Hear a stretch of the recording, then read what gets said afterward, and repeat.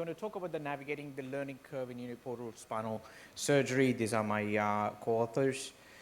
Declaration of interest. So my plan started in 2019. It started with COVID. There was no real teaching. It was all Zoom. And finally, we ended up starting in August 2021. A colleague helped me. I've done a few cases. Then early journey was difficult, time consuming. As my first speaker said here, I abandoned my first case, then contemplating if it's going to take so long, should I really continue doing it? The most important difficulties were there were only hardly any local colleagues. We didn't have much in Australia. The international travel was closed, only category 1 and 2, which meant really urgent cases only could be done with neurological deficit. Instruments were not really available, only Zoom and WhatsApp were helpful. So I started doing about 30 cases slowly and progressed. And then one hospital was really resistant to doing it, saying, well, it's not effective, it's got more complications, you shouldn't be doing this.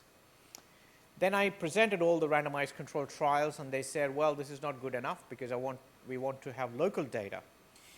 Anyway, I said, I'll look into my own first 30 endoscopic cases in my learning curve and my last 30 microdiscectomy, tubular discectomy, which I was really good at.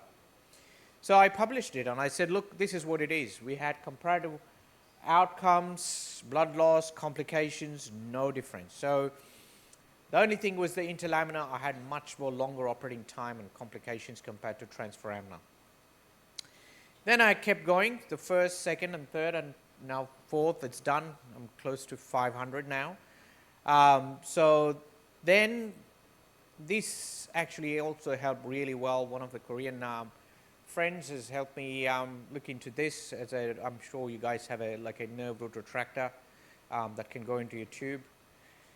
Let's have a look at what happened. So it's a prospective database of collect all the data, demographic complications, outcomes, and then I wanted to look at about learning curve complications.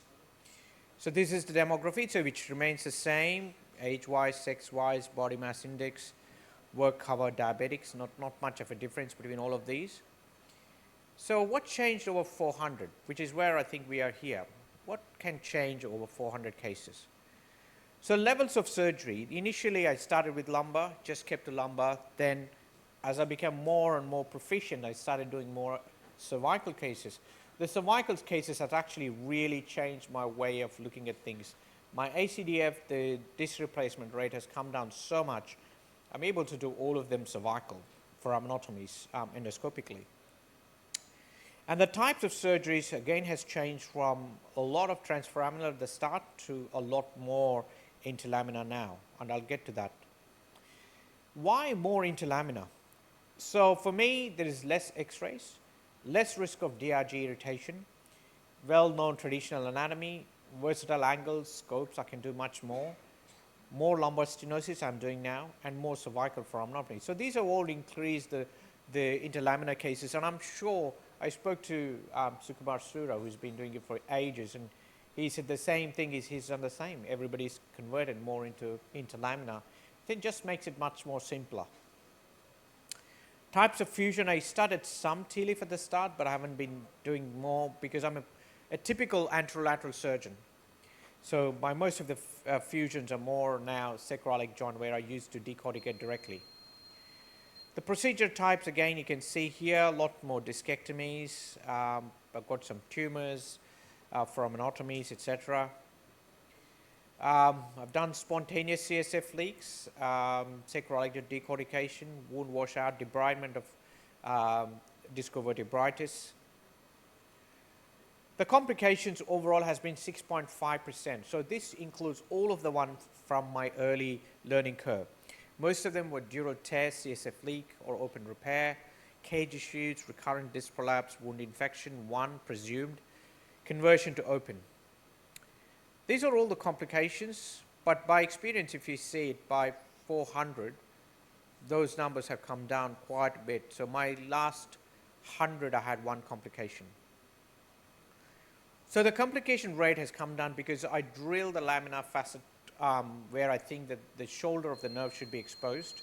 The nerve root retraction, I do it with an intra sleeve retractor, which makes my dural tear rate really low compared to the sleeve itself retracting. The central decompression I do with a Pro, which is much more smaller rather than a larger stenoscope, and I think with experience. By century, they're all very similar. There's no difference. Again, no difference. So I think most important thing is to collect your own data. Collegiality is very good, like these forums.